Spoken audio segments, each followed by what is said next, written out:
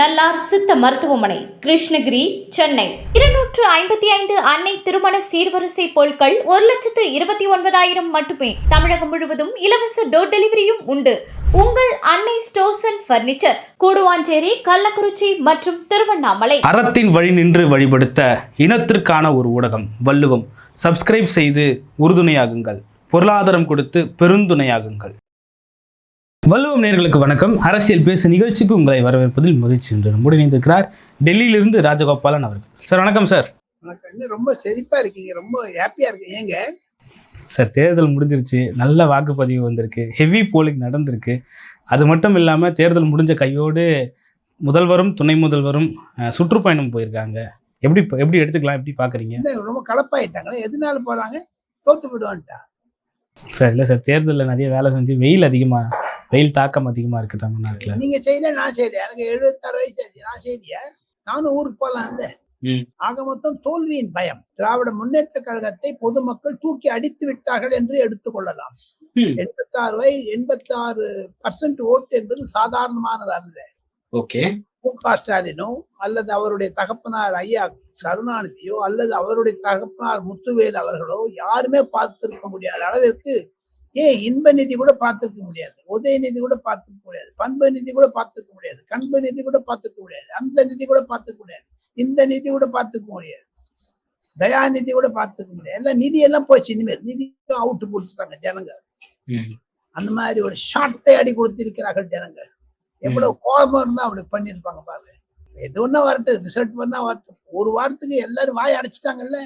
இந்த 2026 பொது தேர்தல் என்பது திமுகவுடைய தொங்கு சதைகளாக இருக்கக்கூடிய யாராக இருந்தாலும் சரி, அரசியல் கட்சி தலைவராக இருந்தாலும் சரி, நீதி அரசர்கள் என்ற போர்வையில் திமுகவிற்கு எதிராக ஆதரவாக எழுதி கொண்டிருந்த முன்னாள் நீதி அரசர்களும் சரி, முன்னாள் IAS IPS ஆபீசர்களும் சரி, தொலைக்காட்சியில் வரக்கூடிய நெறியாளர்களுக்கெல்லாம் ஒரு கொடுத்த ஷாட்டை அடித்தான் நான் நினைக்கிறேன். ஷாக்கடை அடி. இனிமேல் எழுந்துக்க முடியாதுங்க. ஓகே சார், ஆனால் இந்த ஹெவி போலிங்ன்றது ஆன்டி இன்கம்பன்சியால வரல, SIR-ஆல வந்துச்சு. ஹாப்பினஸ் தெரியணுமே. அது 8,000 ரூபாய் கொடுத்ததுடைய ஹாப்பினஸ்னுடைய ரிஃப்ளெக்ஷனா இருந்ததுன்னா 100% போயிருக்கலாம். ஏன் 86ஓட இருந்தது? இப்போ எடப்பாடி பழனிசாமி எங்க ஃபாரின் போனாரா? இல்ல விஜய் போனாரா? இல்ல திருமாவளவன் போனாரா? இல்ல இவர் நம்ம சீமான் போனாரா? சொகுசோடு இருந்தாங்க சார், சொகுசோட போயிருக்காங்க சார். சொகுசு இல்லாதவங்களுக்கு எல்லாம் கஷ்டப்பட்டாங்க, அவங்க எல்லாம் விடுமுறைக்கு போயிருக்காங்க. ஜனங்க என்ன வேத்து கொட்டி வரணும். ஜனங்க இப்போ ஒன்றும் உங்களுக்கு அப்படி கை கழுவிட்டு போயிட்டீங்களா? அப்போ என்ன அர்த்தம்? ஸோ ஆக மொத்தம் பொது நிலத்தில் பொது வாழ்க்கையில் ஈடுபாடு இருக்க வேண்டும். அவங்களுக்கு ஈடுபாடு இல்லை என்பதுதான் இது உணர்த்துகிறது. சரி, ஒரு கடுமையான உழைப்புக்கு பிறகு ஒரு சுற்றுப்பயணம்ன்றது அது ஒரு யதார்த்தமான ஒன்று தானே சார்? யாருமே இல்லைங்க. அப்போ இவரை விட இவர் 8 கோடி ஜனங்களுக்கு சீஃப் மினிஸ்டரா இருக்காரு. 140 கோடி மக்களுக்கு பிரதமராக இருக்கக்கூடிய நரேந்திர மோடி இரவு பகல் காணாத வெஸ்ட் பெங்கால்லே இருக்காரு.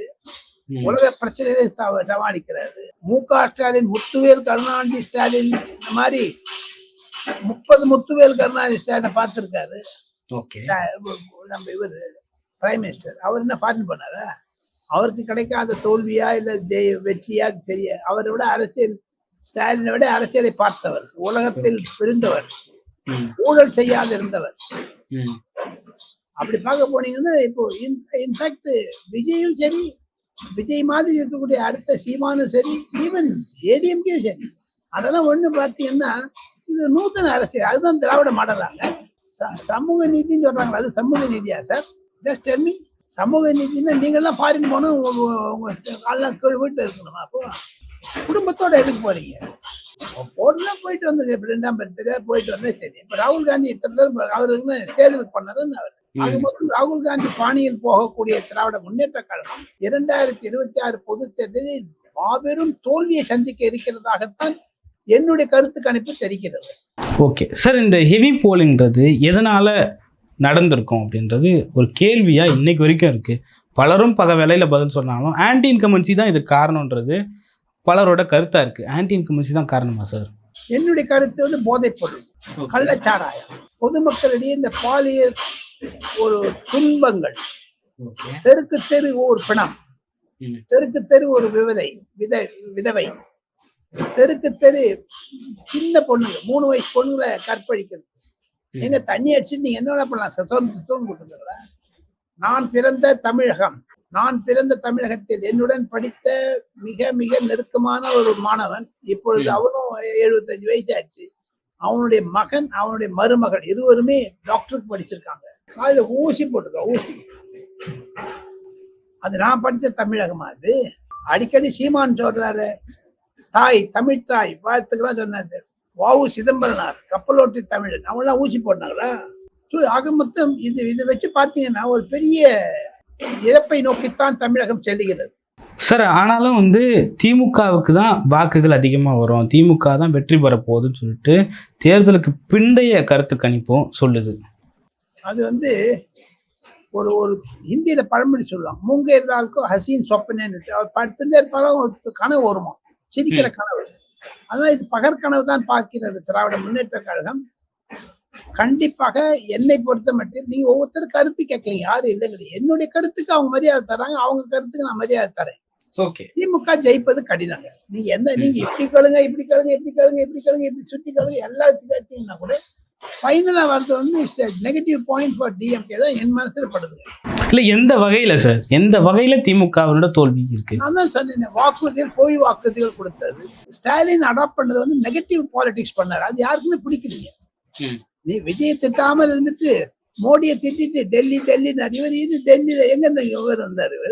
இதே டெல்லியில 17 வருஷம் 8 மந்த் பிரைம் மினிஸ்டர் கிட்ட வேலை செஞ்சிருக்காங்க இல்லையா திமுக?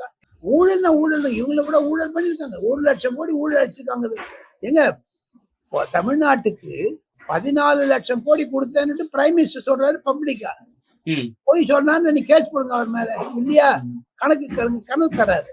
அதை தவிர 8 கோடி கடன் வாங்கியிருக்காரு ரிசர்வ் பேங்க் ஆஃப் இந்தியா. மொத்தம் 22 லட்சம் கோடி எங்கெங்க போச்சு அந்த பணம் கேட்பாங்கல்ல. அதுதான் சொல்றாரு. எல்லாருமே கேட்கறாங்க, எப்படி இந்த இனாம் கொடுக்காத வாங்காத, இனாம் கொடுத்துட்டு நீங்க அரசாங்கத்திலேருந்து சில பொருட்களை இனாமாக கொடுப்பது என்பது மிக மிக தவறான கருத்தாகத்தான் நான் பார்க்கிறேன்.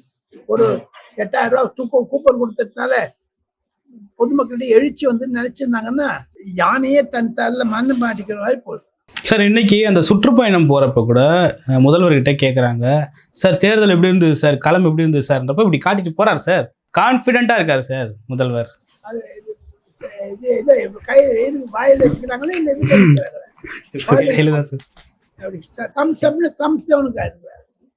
நாலாந்தே தெரிஞ்சிருங்க தம்பி, 4ஆம் தேதி தெரிஞ்சிருங்க. 200க்கு மேல சீட்டு ஜெயிப்போம், மதவாதத்துக்கு எதிரான சக்தி தான் ஜெயிக்கும் அப்படின்னு சொல்லிட்டு திருமாவளவனும் சொல்றாரு. திருமாவளவன் நல்ல படிச்சவர், விஷயம் தெரிஞ்சவர், எல்லாருமே சொல்லட்டும். ஏன் திருமாவளவன் எம்எல்ஏக்கு கண்டெஸ்ட் பண்ணணும்னு நினைச்சாரு, எம்பியை ராஜினாமா பண்ணிட்டு? அதெல்லாம் கேட்பாங்கல்ல. எங்க ஒண்ணுவானா தார்மீக அடிப்படையில் ஆம்ஸ்டர்டாமுடைய மனைவி பொற்கொடி கண்டெஸ்ட் பண்றாங்க. மானசீகமாக திருமாவளவன் அந்த ஏரியாவுக்கு போயிட்டு, நான் கட்சி சார்பற்றவன், எனக்கு ஆம்ஸ்டர்டாம் நன்றாக தெரியும், தலித் மக்களுக்கு அதற்காக பணிபுரிந்தவர், அவருக்காக என்னுடைய சிபாரிசு நான் பண்றேன், பொற்கொடிக்கு ஓட்டு போடுன்னு கேட்டுட்டு வந்திருந்தான்னா அவர் ஜென்டில்மேன். தனிப்பட்ட முறையில ஆதரவு தெரிவிச்சிட்டாரு. தனிப்பட்ட முறையில நான் உங்களுக்கு ஆதரவு தெரிவிக்கிறேன் அப்படின்னு சொல்லிட்டாரு. கேன்வஸ் பண்ண போனாங்களா சார்? ஆதரவு தெரிவிக்கிறது ஒண்ணு கிட்டும். மாயாவதி வந்தாங்களே, உத்தரப்பிரதேசத்தில் வந்தாங்களே இவரை பாக்கிறதுக்கு, பக்கத்தே நின்றுந்தாரு திருமாவளவன். ஆனா ஒரு தன்னுடைய தோழமை கட்சியினுடைய தலைவர் ஒருத்தர் இன்வால்மெண்டா இருக்காருன்னு அண்ணாமலை புகார் சொல்றாரு, அதிமுக புகார் சொல்லுது. அவருடைய இவர் கைகோத்து எப்படி இருக்காரு? நீங்க ஆக மொத்தம் கொலை செய்யப்பட்டவருக்கும் ஆதரவு, கொலை செய்தவருக்கும் ஆதரவா? யார வந்தாலும் திட்டுறது. நரேந்திர மோடி டெரரிஸ்ட்னுட்டு இவர் சொன்னாரு மல்லிகார்ஜுன். அதுக்கு முன்னாடி இந்த தொலைக்காட்சிகள் வருவங்க எல்லாம் சொல்லியிருந்தாங்க. எங்க அவங்க கட்சி எங்க பிளவு வந்தது? 4 பேருக்கு எங்க சர்ச்சைட்டு தரல? அவங்கள இவர் திமுக விட்டு வெளில வரணும்னு நினைச்சிட்டு இருந்தாங்க. இன்னைக்கு எம்எல்ஏ சீட்டு தராதவங்களுக்கெல்லாம் கட்சியில முக்கியமான பொறுப்புகள் தந்திருக்காரு திருமாவளவன். வரவேற்கத்தக்கது. யாரும் இல்லைங்க, எல்லாருக்கும் ஒருத்தருக்கு பொறுப்பு தரலாம், அவங்களுக்கு இன்னொரு பதவி நீக்கம் செய்யலாம். இனி அடுத்த தேர்தல் 2031 தமிழகத்தை பொறுத்த மட்டில், நாடாளுமன்றம் 2029 வேறு வரப்போகுது. அப்போ விடுதலை சிறுத்தை கட்சி இருக்குமா இருக்காதா, அவருடைய நிலைப்பாடு என்ன என்பதை 4ஆம் தேதிக்கு அப்புறம் நம்ம பேசலாம். போன வாட்டி 8000 ஓட்டு ஜெயிச்சாருங்க அவரு. ஆக மொத்தம் அவருக்கு எதிர்ப்பு வந்து 99.9% இருக்குதுங்க இல்லையா. ஏமாத்த முடியும் ஜனங்களை. தலித் அரசுன்னு சொல்லிட்டு அதுதானே விஜயும் சீமானும் கேட்கறாங்க, எடப்பாடி பழனிசாமி கேட்கிறாரு, அதுதானே பாட்டாளி மக்கள் கட்சி கேட்கிறாங்க. ஆனானப்பட்ட அகில இந்திய தலித் தலைவராக இருந்த காஞ்சிராமும் சரி, மாயாவதியும் சரி, உத்தரப்பிரதேசத்தில் காணாமல் போய்விட்டார்கள். உத்தரப்பிரதேச அரசியலையும் தமிழக அரசியலையும் ஒன்றிட்டு இணைத்து பார்க்க கம்பேரிட்டிவ் ஸ்டடி பண்ணீங்கன்னா உத்தரப்பிரதேச அரசியல்ல மாயாவதி எங்கேயோ போயிட்டாங்க. அதே மாதிரி காணாமல் போய்விடும் விடுதலை சிறுத்தை கட்சி. சார், திமுக இந்த தேர்தலில் ஒரு தோல்வியை சந்திப்பாங்கன்னா யார் வெற்றி பெறதுக்கான வாய்ப்பு இருக்கும் சார்? என்னுடைய கணக்குப்படி அதிகமான வாக்குப்பதிவு நடந்திருப்பதனால் இபிஎஸ்க்கும் விஜய்க்கும் நல்ல சான்ஸ் இருப்பதாகத்தான் நான் பார்க்கிறேன். தொங்கு சபையை நோக்கி போனாலும் ஆச்சரியப்படுவதற்கு இல்லை. காரணம் எல்லாருக்குமே 33% வந்து என்ன பண்ணுவீங்க, எல்லாருக்குமே ஒரு 80 75 வந்து என்ன பண்ணுவீங்க.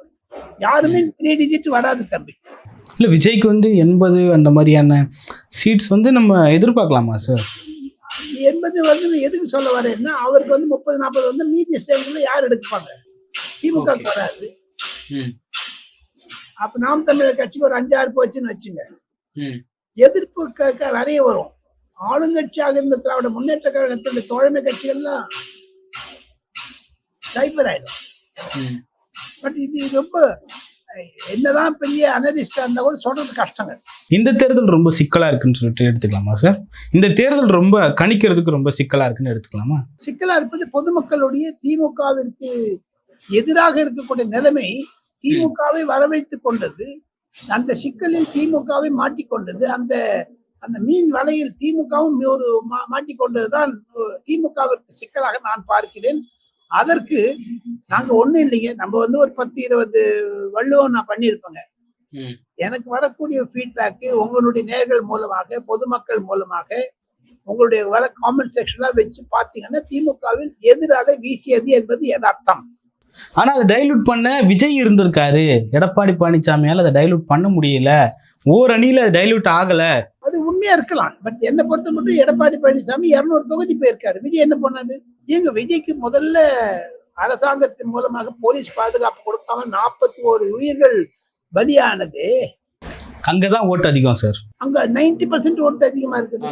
அதே மாதிரி இங்க பாத்தீங்கன்னா தேர்தல் ஆணையம் தேர்தல் தேதி குறிப்பிட்ட வைத்த பிறகு, தேர்தல் தன்னுடைய போலீஸையும் அதிகாரத்தையும் தன் கையில் எடுத்துக்கொண்ட பிறகு, விஜயனுடைய வாகனத்திற்கு முன்னதாக 2 போலீஸ், பின்னதாக 2 போலீஸ், 100 போலீஸ் முன்னாடி பின்னாடி போறாங்களே. இதை நீங்க கரூர்ல முதலே கொடுத்தீங்கன்னா 90% வாக்குப்பதிவு நடந்திருக்காது. 41 உயிர் காப்பாற்றப்பட்டிருப்பாருமே. ஆக மொத்தம் திமுக செய்த வஞ்சனை செயல் என்பதுதான் நிரூபணமாகிவிட்டது. உச்ச நீதிமன்றம், சுப்ரீம் கோர்ட்டில் உங்களுக்கு நியாயம் கிடைக்கும். ஆனால் மக்கள் மன்றத்தில் நியாயம் கிடைத்து விட்டதாகத்தான் நான் நினைக்கிறேன். 4ஆம் தேதி மட்டும் வெயிட் பண்ணலாம். ஓகே சார், திமுக அதிமுக 2 பேரும் கட்சியுமே வந்து ஓட்டுக்கு பணம் கொடுத்துருக்காங்க. அதுவுமே வந்து இவ்வளோ பெரிய ஒரு போலிங் நடந்ததுக்கான ஒரு தார்மீக காரணமா இருந்திருக்கும் அப்படின்றதும் ஒரு பேச்சா போயிட்டு இருக்கு. உண்மைதானே. அவங்க ஜனங்க நடுவில் பேசுறது எதையுமே மறுக்க முடியாது ராபின்சன். ஆனா ஒண்ணு நான் திருப்பி சொல்றேன். ஒவ்வொரு தெருங்க தமிழ்நாட்டுல 30,000 கிராம பஞ்சாயத்து இருக்குங்க. 60,000 பேர் செத்து போயிருக்காங்க சார். ஒவ்வொரு கிராமத்துலயும் 2 பேர் ரெஃபா வச்சிருந்தீங்கன்னா அந்த 2 பேர் செத்து போன குடும்பத்தை, அந்த பக்கத்துல இருக்க குடும்பத்தை பாதிக்கும். ஆக மொத்தம் தமிழ்நாட்டு பரவலாக திமுகவுக்கு எதிரான அலை வீசியது தான் இந்த 85% ஓட்டிங்களுடைய பிரதிபலிப்பு என்று என்னுடைய கருத்து தெரியுங்க சார். இன்னொரு பக்கம் என்னன்னா, பூத் கேப்சரிங் எல்லாமே நடந்தது. திமுகவினரும் சரி, திமுகவினர் குறிப்பா அதிகமா தமிழ்நாட்டில் பூத் கேப்சரிங் நடந்ததை நம்ம இந்த தேர்தலை பார்த்தோம். அதை எப்படி எடுத்துக்கலாம் சார்?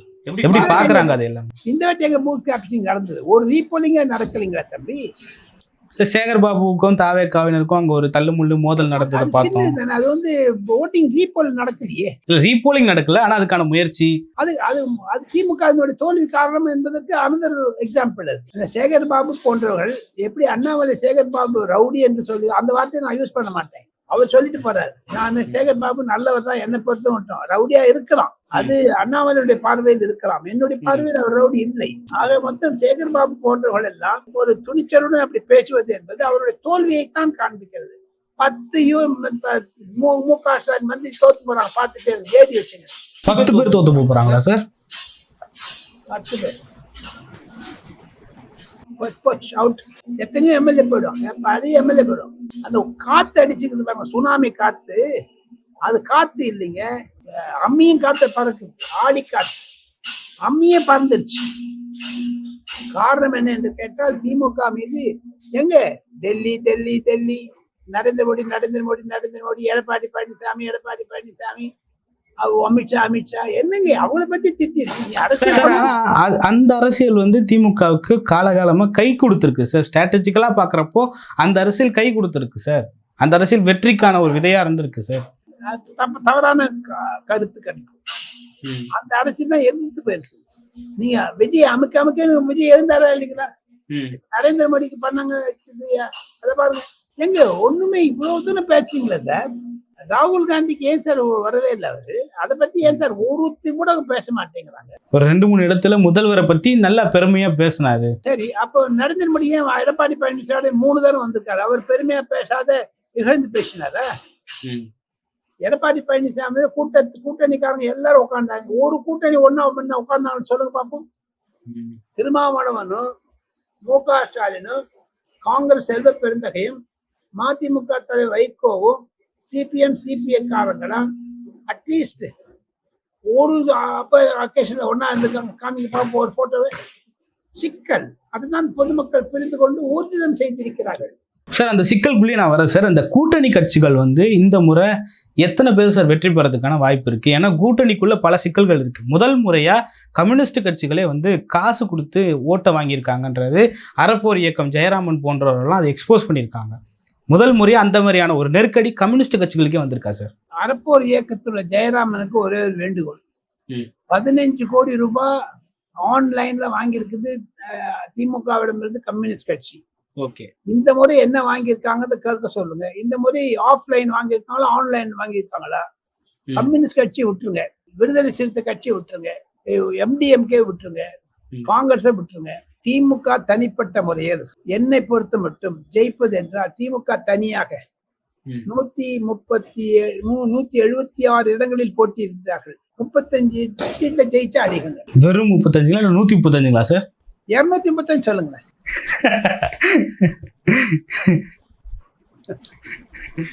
திமுக தோழமை கட்சி ஒவ்வொரு பேரா சொல்லுவாங்க. நான் எத்தனை சீட் வரும் நான் சொல்றேன் சார். விசிகா 2 சீட்ல நிக்கிறாங்க. 2 சீட். தேமுதிக 1.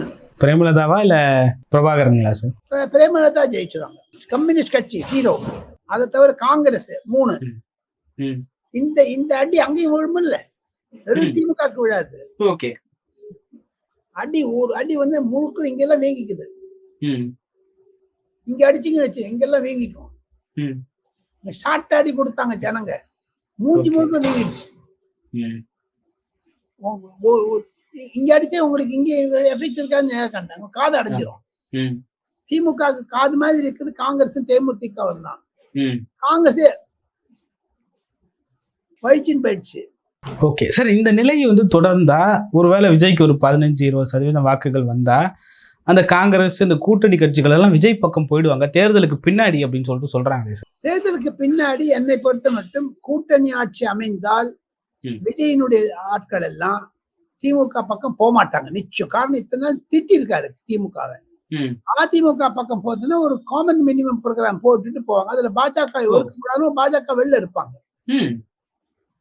அதை தவிர திமுக அணியில் உடையும், திமுக கட்சி உடையும். ஒன்னில் ஆம் ஆத்மி கட்சி உடைஞ்சிச்சு, திமுக உடையத்துக்கு எவ்வளவு நாள் ஆகுங்க சார்? ஆம் ஆத்மி இப்போ வந்த கட்சி சார். திமுக காலகாலத்துக்கு 67ல இருந்து இருக்கு சார், அண்ணா காலத்துல இருந்து இருக்கு சார். அப்ப நான் ஒண்ணு கேட்கறேன் உங்களுக்கு, நாளை நமதே 40 நமதே சொன்னாரு இல்ல, 2024 40 சீட் வாங்கினாருல்ல. இப்ப நீங்க அந்த 34 சீட் அசம்பிளிலே இல்லைன்னு சொல்லும்போது அங்க அந்த 40 MP ரிசைன் பண்ணுவாங்களா? அப்போ கண்டினியூ பண்ணுவாங்கல்ல. எதுக்காக யாரை வச்சு கண்டினியூ? அப்போ சப்போஸ் முதலமைச்சராக எடப்பாடி பழனிசாமி வரார், துணை முதலமைச்சராக விஜய் வராங்க, அப்ப இந்த எம்பிகள்லாம் என்ன ஆகும்? அவங்களுடைய பொசிஷன் என்ன ஆகும் சொல்லுங்க. இதெல்லாம் யோசிச்சு பார்க்கணும் தம்பி. அகில இந்திய அளவில் இருந்து பார்த்தால் ஆம் ஆத்மி கட்சி என்பது பஞ்சாப்ல வந்திருக்கிறது ஊழல். அதே மாதிரி தமிழகத்தில் ஊழல். எந்த இடத்துல கேஜ்ரிவால் போனாலும் அந்த சுகுடாரம் காலி, அவர்களுடைய கட்சியை காலி. இப்ப திமுகவும் காலி ஆயிடும். திமுக பிரச்சாரம் பண்ண வந்தாருல்ல, ராகுல் காந்தி வந்தாரு. திமுகவோட பிரச்சாரம் பண்ணீங்கன்னா அந்த கட்சி காலிங்கிறத பத்தி நார்த் இந்தியன் புரிஞ்சிருக்காங்க. அதனாலதான் தேஜஸ்வி யாதவ் ஒரே இடத்துல வந்து போயிட்டாரு. ஓ, அப்படி நம்ம எடுத்துக்கணுமா சார்? கெஜ்ரிவால் வந்ததுனால திமுக தோத்துரும்னு எடுத்துக்கலாமா? கேஜ்ரிவால் வந்தது இல்ல, அதனாலதான் ஆம் ஆத்மி கட்சி உடஞ்சதுன்னு எடுத்துக்கலாம். என்ன பேசுறீங்க நீங்க? திமுகவோட போனதுன்னா ஆம் ஆத்மி கட்சி உடஞ்சது இல்ல, உடஞ்சிருக்காது. ஏன்னா இப்ப பாருங்க, பீகாருக்கு போயிட்டு வந்தாருங்க மாண்புமிகு முதலமைச்சர். ஓட்டு சோரின்னுட்டு 85% ஓட்டு ஆயிருந்து. ஓட்டு சோரியாங்க தம்பி, ஓட்டு திருட்டாது இல்ல. இப்ப சார் அதுலயே இன்னொரு கேள்வி என்னன்னா, அங்க போராடினாங்க ஆனா இங்க போராடல, எஸ்ஐஆருக்கு எதிரா அப்படின்ற ஒரு கேள்வியும் இருக்கு. திமுக எதுக்காக ஊர்வலத்து போனாரு? தொப்பி வச்சுன்னு போனாரு. எதுக்காக? ராகுல் காந்தி பக்கத்துல பாத யாத்திரைக்கு போனாரு. ஏன் ராகுல் காந்தி உங்களை முதலமைச்சர் வாய் சொல்ல கூச்சப்பட்டாரு? நீங்க பிரதமர் வாயால ரொம்ப சந்தோஷப்பட்டு கூப்பிட்டீங்களே. கூச்சப்பட்டாரா சார் ராகுல் காந்தி? ஆமா, எங்க பேர் சொல்லல. பாண்டிச்சேரியில ஒரே இடத்துல இருந்திருக்காங்க, 10 கிலோமீட்டர் டிஸ்டன்ஸ்ல. பார்த்து கூடாதாங்க? அன்னைக்கு போன டெல்லியில இருந்து போன அதிகாரிகள் என்கிட்ட சொன்னாங்களே, அவர் 3:40க்கு டேக் ஆஃப் ஆகுது, 2:40க்கே டேக் ஆஃப் ஆயிடுச்சு. ராகுல் காந்தி ஸ்டாலினை பார்க்கறதுக்கு விருப்பம் இல்லைன்னு. சார் என்னதான் நம்ம இவ்வளவு பேசினாலும் இன்னைக்கு தமிழ்நாட்டில் இருக்கக்கூடிய மூத்த பத்திரிகையாளர்கள்ல இருந்து கருத்து கணிப்பு வெளியிடுற தேசிய ஊடகங்கள், இந்தியா டுடே, அதுக்கப்புறம் எல்லா ஊடகங்களுமே நம்ம எடுத்துக்கிட்டோம்னா திமுக 160லேருந்து 170 சீட் வரைக்கும் ஸ்வீப் பண்ணுவாங்க அப்படின்றது தான் எல்லாரோட கருத்தாக இருக்குது. எப்படி எடுத்துக்கலாம்? மீண்டும் 2வது முறை திமுக ஆட்சி தொடர்றதுக்கான வாய்ப்பு இருக்குமா சார்? நீங்க சொல்றீங்க வாய்ப்பு இருக்காது என்பதுதான் என்னுடைய யதார்த்தமான நிலைமை. 160 சீட் வருது. வங்கக்குடாவில் வரும், இந்து மகா சமுத்திரத்தில் வரும், நடுவானத்தில் வரும் என்று தான் நான் நினைக்கிறேன். 130 ஏன் சொல்றீங்க சார்? 1300 சொல்லுங்க சார். பொதுமக்களை இகழ்ந்து பேசக்கூடாது ராபின் சார். பொதுமக்களுடைய நீதிக்கு, அவருடைய நேர்மைக்கு பாராட்டுதல்களை தெரிவிக்க வேண்டும். பொதுமக்கள் தீர்ப்பு கொடுத்து விட்டார்கள். மக்கள் தீர்ப்பு, மகேசன் தீர்ப்பு. நான் கேட்ட மாதிரி இந்த 2 கேள்விக்கு நீங்க பதில் சொல்லவே இல்லை. திமுக ஜெயிச்சுட்டுன்னா அந்த எம்பிக்கள் தொடரலாம். திமுக தோல்வி அடைந்து வேற ஏதாவது கட்சி ஆட்சிக்கு வந்ததுன்னா தமிழகத்தில் இருக்கக்கூடிய எம்பிக்கள் அனைவரும் ராஜினாமா செய்வார்களா? அதை தவிர திமுகவினுடைய தோழமை கட்சிகள் உடையாமல் இருக்குமா? திமுகவிற்கு தோழமை கட்சிகள் அதிமுக பக்கமும் விஜய் பக்கமும் போகாத இருக்குமா? இல்லையா? அதிமுக இருக்கக்கூடிய கட்சிகள்லாம் திமுக பக்கம் வருமா? ஒருவேளை சொங்கு சபையா வந்ததுன்னா இதெல்லாம் அரசியல் பிரச்சனைகள் ஆகும் சார். ஆக மொத்தம் நாம் இருவரும் மே 4ஆம் தேதிக்கு பிறகு ரிசல்ட் வந்த பிறகு கூட குறைந்தது 10 நாளாக செட்டில் ஆகும். ஓகே சார், விஜயோட பொசிஷன் என்னவா இருக்கும் சார்? அவர் கிங் மேக்கர்ன்றாங்க, ஒரு சிலர் கிங்காக போறாருன்றாங்க. என்ன நடக்க போகுது? விஜய் ஒரு புது ஃபேக்டர் தான், இருந்தாலும் ஒரு பெரிய ஒரு வாக்குகளை வச்சிருக்காருன்னு சொல்றாங்க. எப்படி எடுத்துக்கலாம் விஜயோட வருகையை? விஜய் கிங் மேக்கராகவோ கிங்காகவோ எதுவா இருந்தாலும் சரிங்க, ஆனானப்பட்ட ஆம் ஆத்மி கட்சி உடஞ்சிடுச்சு. விஜய்க்கு குறிப்பாக என்னை பொறுத்த மட்டும் ஒரு 30லேருந்து 35 எம்எல்ஏக்கள் வருகிறார் என்று உதாரணத்துக்கு வைத்துக் கொள்ளுங்கள். திமுக ஆட்சி வருது, நீங்க சொன்ன மாதிரி 160 கட்சி வருது. திமுக கண்டிப்பாக விஜய் கட்சி உடைப்பாங்க. எம்எல்ஏக்கள் வாங்கினாலும் திமுக உடைக்கிற வேலையை பார்ப்பாங்க, விஜயகாந்துக்கு நடந்தது போல. அதே மாதிரி அதிமுக வந்ததுன்னு வச்சுங்க, விஜயை தானாட்டம் போயிடுவாரு. ஏன்னா அதிமுக திமுக எதிர்ப்பு தான் வந்தது. தன் கட்சியை பாதுகாக்க கொள்ள வேண்டும் என்றால் திமுக கண்டிப்பாக விஜய் கட்சியை தான் குறிவைத்து அடிக்கும். எப்படி பாரதிய ஜனதா கட்சி ஆம் ஆத்மி கட்சி குறிவைத்து அடித்ததோ அதே மாதிரி இந்த 26 தேர்தலுடைய எண்ணங்கள் குடும்ப அரசியலை மாற்றிவிடும். ஆக குடும்பத்தை பாதுகாக்க வேண்டும் என்பதற்காக திமுக எந்த நிலைக்கு ஒன்றா செல்லலாம். அப்போ 26 தேர்தல் முடிவுக்கு பிறகு விஜயோட கட்சிக்கோ ஒரு பெரிய ஆபத்து காத்திருக்கு. திமுகவிற்கு ஆபத்து காத்திருக்கு, இது ஒண்ணு. 2வது விஜய் கட்சிக்கு ஆபத்து காத்திருக்கு. ஓகே சார், சீமான் அவர்களை பத்தி நம்ம பேசவே இல்லை. இந்த தேர்தலில் ஒரு சைலண்டான ஓட்டை வாங்கியிருக்காங்க அப்படின்னு சொல்லிட்டு பார்க்கப்படுகிறது. காரைக்குடியில் சீமான் நிற்கிறாரு, ஸ்மூத்தா போயிருக்கு அவங்களுக்கு எலெக்ஷன். எப்படி எடுத்துக்கலாம் இதை? சீமானோட நேர்மையான அரசியல், நேர்மைக்கு சோதனைகள் எதிர்க்க வரும், நேர்மை நிச்சயம் வெல்லும், தர்மத்தின் வாழ்வுதனை சூதுகவும் தர்மம் மறுபடியும் வெல்லும் என்பதுதான் நியதி. சீமானுக்கு என்னை பொறுத்த மட்டும் சென்ற வீடியோவில் நான் சொல்லியிருக்கிறேன், குறைந்தது 4 அல்லது 5 சீட்டுகள் கிடைப்பதற்கான வாய்ப்புகள் பிரமாதமாக இருப்பதாகத்தான் என்னுடைய கருத்து கணிப்பு தெரிவிக்கிறது. அவருடைய நேர்மை அரசியல் இந்த மாதிரி டயபாலிக்கலா பண்றது இல்லை.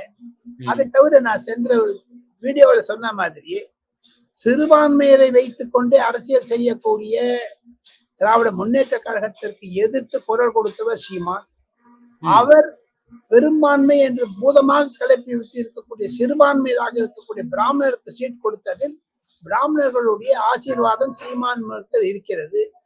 இன்று அவர் என்னதான் பண்ணாலும் நிச்சயமாக அவருக்கு சில எம்எல்ஏக்கள் கிடைப்பார்கள் என்பதுதான் என்னுடைய கருத்துங்க. அதோடு ஸ்ட்ரைட் ஃபார்வர்டா போயிட்டு இருக்காரு. இந்த மெயின் லைன்ல போகுது காடி, டூட் பிளேன்ல போகல, போகுது, ஸ்பீடா போயிட்டு இருக்குது. நிச்சயம் ஏதாவது ஒரு இடத்துல வெற்றி கிடைக்கும். ஓகே சார், இந்த தேர்தலில் டெல்லியில் எப்படி சார் பார்த்தாங்க? ஏதாவது டெல்லியிலேருந்து ஏதாவது தகவல் ஏதாவது வந்து தமிழ்நாட்டில் இப்படி ஒரு தேர்தல் நடந்தது, ஒரு வித்தியாசமான முறையில் இருந்தது எதிர்பார்க்காங்க. பாஜக எதிர்பார்த்தது இது திமுகவுக்கு எதிரான ஓட்டு என்று தான் பாஜகவினர் சொல்லுகின்றனர். பாஜகவினுடைய முழு ஒரு கூர்மையான நோக்கம் வெஸ்ட் பெங்கால் மேல் தான் இருக்குது. வெஸ்ட் பெங்கால்ல நிச்சயம் ஆட்சி மாற்றம் இருக்கும். எப்படி அமித்ஷா சொன்னாரோ திமுகவை வேருடன் பூங்கி எடுவோம் என்று பொறுங்கி எறிந்து விட்டதாகத்தான் அவர்கள் நம்புகிறார்கள், சொல்லுகிறார்கள். அது காங்கிரசும் அடிந்து போனதை பற்றி பாஜகவினர் குஷியாக இருக்கிறார்கள். தமிழகத்தில் அந்த திராவிட இயக்கம் என்பது மங்கி விட்டது. ஹிந்துத்துவா வளர்கிறதோ இல்லையோ திராவிடத்தை மறங்கி விட்டார்கள். 2021, 22, 23, 24, 25, 26 எப்படி திமுக அங்கலாய்த்ததோ சசிகலா, டிடிவி தினகரன், ஓ பன்னீர்செல்வம் எல்லாம் குரூப் இருக்கு, அதே மாதிரி 2026, 27, 28, 29 நாடாளுமன்ற தேர்தலுக்கு முன்னதாக திமுக கூட ஆம் ஆத்மி கட்சியை விட செவ்வறி விடும் என்று தான் பாஜகவினர் நினைக்கிறார்கள். கண்டிப்பாக 27 மிகவும் சோதனை காலம் திமுகவிற்கு என்று தான் பாஜகவினர் ஓப்பனா சொல்றாங்க. இன்னும் 2 வருஷம் இருக்குங்க மோடிக்கு, நினைவு வச்சுங்க. 2014 சொன்னாரு காங்கிரஸ் முக்த் பாரத் கண்ணி காமிச்சாரு. 2019 சரி, 2024 சரி, குடும்ப ஆட்சி ஊழல் ஆட்சின்னு சொன்னாரு. இப்போ அது கன்ஃபார்ம் பண்ற மாதிரி இருக்குது. இந்த 26 தேர்தல் 80%, 90% வந்துருக்குது. மம்தா பானர்ஜிக்கு குடும்ப ஆட்சி ஒழிந்தது.